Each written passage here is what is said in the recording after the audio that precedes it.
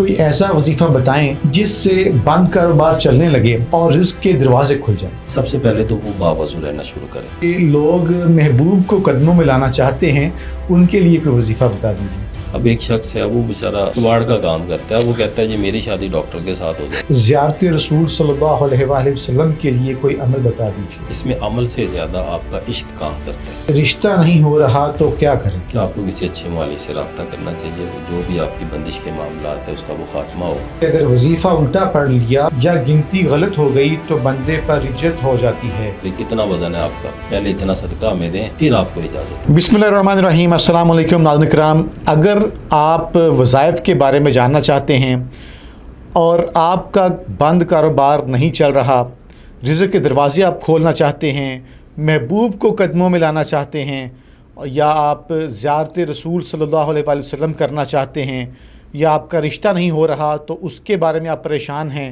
اور اکثر کہا جاتا ہے کہ وظیفہ الٹا پڑھ لیا تو رجت طاری ہو جائے گی یا پاگل ہو جائیں گے، تو اس سے متعلق اور بھی بہت سارے جو سوالات ہیں وظائف سے متعلق آپ جاننا چاہتے ہیں، تو یہ پوڈ کاسٹ آپ کے لیے ہے۔ ہمارے ساتھ رخسار لطیف صاحب موجود ہیں، آئیے ان سے بات کرتے ہیں اور آپ کے تمام مسائل اور وظائف کے بارے میں جانتے ہیں۔ السلام علیکم رخسار صاحب، کوئی ایسا وظیفہ بتائیں جس سے بند کاروبار چلنے لگے اور رزق کے دروازے کھل جائیں۔ جی بھائی جان، اس حوالے سے تو بہت سارے وظیفے ہیں، آپ کو سوشل میڈیا بڑا نظر آتا ہے، تو اب تو یہ بڑا سمجھ لیں کہ ایک ٹرینڈنگ کوسچن بھی ہے، ہر بندے کی کوشش ہے۔ جس طرح کا ہمارے ہاں ایک دور چل رہا ہے، نفسا نفسی کا عالم ہے، بڑے لوگ پریشان ہیں، قرضوں میں ڈوبے ہوئے ہیں، روزی روٹی کے مسئلے مسائل ہیں۔ سب سے پہلے تو وہ باوضو رہنا شروع کریں۔ دیکھیں، جب آپ باوضو رہنا شروع ہوتے ہیں، آپ کی نمازوں کی پابندی خود بخود شروع ہو جاتی ہے۔ ماشاءاللہ۔ ٹھیک ہے، باوضو رہنے کے ساتھ ساتھ ہم نے پہلے بھی بیان کیا کہ جو لوگ قرآن پاک نہیں پڑھے ہوئے، وہ یا رزاقو یا کریمو، یا رزاقو یا کریمو کو پڑھنا شروع کر دیں۔ روزانہ 1100 بار پڑھ لیں اول آخر درود پاک کے ساتھ، 700 بار پڑھ لیں، 500 بار پڑھ لیں، 313 بار پڑھ لیں، لیکن اس کو چھوڑیں نہ۔ پھر اول آخر 11 بار درود پاک پڑھیں اور اس کے بعد اس کو شروع کر دیں۔ اللہ کے فضل و کرم سے بڑی جلدی اللہ تعالیٰ مہربان ہو جاتے ہیں۔ اور جو لوگ قرآن پاک پڑھے ہیں ان کے لیے بہترین تحفہ ہے سورہ قریش کی صورت میں، کہ اگر کوئی شخص 111 بار سورہ قریش روزانہ پڑھنا شروع کر دیتا ہے، کم از کم اول آخر درود پاک سے کسی بھی نماز کے بعد پڑھ لیں، یا 313 بار پڑھ لیں تو بہت اچھی بات ہے۔ اللہ تبارک تعالیٰ اس حوالے سے میں پہلے بھی بیان کر چکا ہوں، ہمارے ماں جی رحمۃ اللہ علیہ جو ہمارے مرشد کریم ہے، آپ کا فرمان ہے عالی شان ہے، فرماتی ہیں کہ بیٹا جو شخص سورہ قریش کو پڑھنا شروع کر دیتا ہے، ساری دنیا میں بھی قحط آ جائے وہ شخص بھوکا اور پیاسا نہیں رہتا۔ ماشاءاللہ۔ تو انشاءاللہ جو بھی ان دونوں میں سے کرنا چاہتا ہے وہ کرے، اللہ تعالیٰ کے حکم سے یہ پریشانی ختم ہو جائے گی، اللہ تعالیٰ کا قرب بھی عنایت ہوگا انشاءاللہ۔ سبحان اللہ۔ رخسار صاحب، دوسرا سوال یہ ہے کہ نوکری تلاش کرنے کا بہترین وظیفہ بتا دیجیے۔ اچھا، نوکری کے ساتھ اکثر لوگ دیکھا ہے کہ وہ انہوں نے ڈگریز اپنی ان کی کچھ اور ہوتی ہیں، کوالیفیکیشن کچھ اور ہوتی ہیں، ٹھیک، اور وہ غلط سائڈ پہ جا رہے ہوتے ہیں، ٹھیک، یعنی کہ ان کا کسی اور پروفیشن میں آگے ہوتے ہیں، جبکہ ان کی کوالیفیکیشن اور پروفیشن میں بڑا ڈفرینس ہوتا ہے۔ صحیح۔ دو ڈفرینٹ فیلڈز ہوتی ہیں۔ تو ایک تو اللہ تعالیٰ نے انسان کو عقل دی ہے، ایک تو اپنی جو فیلڈز کا چناؤ ہے وہ بڑے احسن طریقے سے کریں، کوشش کریں کہ وہی کریں جدھر آپ کا ایک شوق ہے، اس حوالے سے اسٹڈیز کو لے کے چلیں، اسی حوالے سے پھر اپنی فیلڈ کو بھی چوز کریں پروفیشنل لائف میں۔ جہاں پہ جاب کے حوالے سے آتا ہے تو اگر اسپیسیفک کوسچن پہ آ جائے، باقی ریزنز کو اگر سائڈ لائن کر دیا جائے، تو سورہ ال عمران آیت نمبر 31، قُلْ إِن كُنتُمْ تُحِبُّونَ اللَّهَ فَاتَّبِعُونِی يُحْبِبْكُمُ اللَّهُ وَيَغْفِرْ لَكُمْ ذُنُوبَكُمْ وَاللَّهُ غَفُورٌ رَحِيمٌ۔ اس آیت مبارکہ کے بارے میں حضرت سیدنا شیخ عبد القادر جیلانی رحمۃ اللہ علیہ فرماتے ہیں کہ اس شخص کو، جو شخص اس کو پڑھتا ہے، اس کو مدامت میں رکھتا ہے، تو انسان اور جنات تو دور کی بات، جنگل کے جانور بھی اس کے مطیع ہو جاتے ہیں۔ ماشاءاللہ۔ اللہ تبارک تعالیٰ اگلے کے دل میں آپ کے لیے محبت پیدا فرما دیتے ہیں۔ جب بھی آپ کسی انٹرویو کے لیے جاتے ہیں، ایسی جگہ پہ جائیں تو اس کو 313 بار پڑھ کے یا 111 بار پڑھ کے اپنے لیے دعا کریں۔ اس کو پانی پہ دم کر کے پی لیں، ہاتھوں پہ دم کر کے اپنے چہرے پہ لگا لیں، جسم پہ مار لیں، اور انشاءاللہ جائیں، اللہ تعالیٰ آپ کو عزتوں سے نوازیں گے انشاءاللہ۔ سبحان اللہ۔ اگلا سوال یہ ہے کہ لوگ محبوب کو قدموں میں لانا چاہتے ہیں، ان کے لیے کوئی وظیفہ بتا دیجیے۔ یہ بڑا ایک سینسٹیو میٹر ہوتا ہے، بہت سارے لوگ ہمارے پاس آ جاتے ہیں ایسے بس کیا کہہ سکتے ہیں جی کہ ان کے جو سمجھ لے کہ عزائم ہوتے ہیں وہ اچھے نہیں ہوتے. اب اس کا دیکھیں اس کے لیے حسب نسب ہی ملنا چاہیے. حسب نسب برابر ہو, پھر آپ کے ولی راضی ہوں, پھر ہم وظائف بھی دے دیتے ہیں. اب ایک شخص ہے وہ بیچارہ کباڑ کا کام کرتا ہے, وہ کہتا ہے جی میری شادی ڈاکٹر کے ساتھ ہو جائے, ٹھیک ہے. یہاں وہ ایک شخص ہے اس کا حسب نسب ہی نہیں ملتا, جی کہ ایک بہت سارا گیپ ہے مختلف چیزوں کا, تو وہ کیسے پھر لوگ کرتے ہیں. ہمارے گلی محلوں میں ایسے خبیث بیٹھے ہوئے ہیں 500,000 لے کے بچیوں کا وہ سارا سمجھ لیں کہ اس کا کیریئر, اس کی زندگیاں برباد کر دیتے ہیں. ساری زندگی وہ سیدھے نہیں ہوتے. اس طرح کے مسئلے مسائل ہے. بندشیں لگا دیتے ہیں, 35 سال عمر ہو جاتی ہے, شادیاں نہیں ہوتی بعد میں. چھوٹے چھوٹے مسائل, اس طرف لوگوں کا دھیان بھی نہیں جاتا.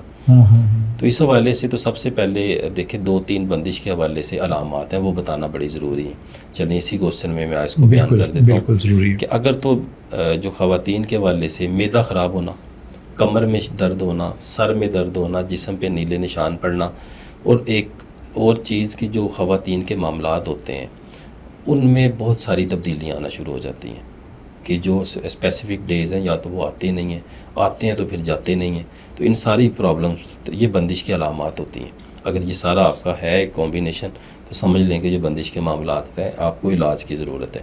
اگر آپ کا حسب نسب ملتا ہے, اگر آپ کے ولی راضی ہیں تو کوئی اس میں حرج نہیں ہے. آپ یہ سورہ آل عمران آیت نمبر 31 بھی پڑھ سکتے ہیں روز, ان کا تصور کر کے جو نہیں مان رہے کہ اللہ تعالیٰ اس میں آسانی پیدا فرما دیں, ان کے دلوں میں ہمارے لیے محبت پیدا فرما دیں.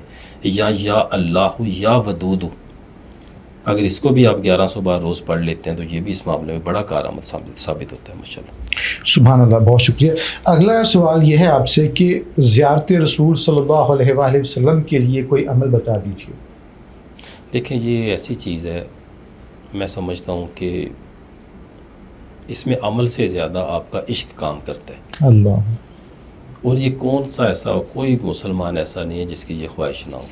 لوگ ساری زندگیاں گزار دیتے ہیں کہ کسی طرح سے آقا کریم صلی اللہ علیہ وآلہ وسلم کی ایک جھلک, ایک آپ کی کرم نوازی, ایک نظر عنایت ہو جائے, بس جس راستے سے وہ گزرتے ہیں ادھر سے گزرتے گزرتے ہمیں دیکھ لیں, ہمارے اوپر ایک دفعہ نظر پڑ جائے بس. تو یہ تو ہر مسلمان کا خواب ہے. ہاں اگر جو شخص عشق رکھتا ہے اس حوالے سے, صحیح معنوں میں اس کی آنکھیں نم رہتی ہیں, آپ کا نام سن کے آپ کی آنکھیں نم ہو جاتی ہیں, تو پھر درود تاج پڑھیں. آگے ربیع الاول کا بڑا خاص مہینہ آ رہا ہے. اگر 1 ربیع الاول سے 12 ربیع الاول تک آپ درود تاج کو 92 دفعہ پڑھتے ہیں روز, 92 ٹائمز, اس نیت کو اس رکھ کے, تو اللہ تبارک تعالیٰ خاص مہربانی فرماتے ہیں. آقا کریم صلی اللہ علیہ وسلم کی خاص نظر عنایت بھی ہوگی, اور انشاءاللہ اللہ تبارک تعالیٰ مہربانی فرما دیں گے. بہت شکریہ, ماشاءاللہ جی. اگلا سوال یہ ہے کہ رشتہ نہیں ہو رہا تو کیا کریں؟ اگر رشتہ نہیں ہو رہا تو اس کے مختلف اسباب بھی ہیں, جیسے بندش کے معاملات بتائے, اس حوالے سے علاج معالجے کی طرف جائیں.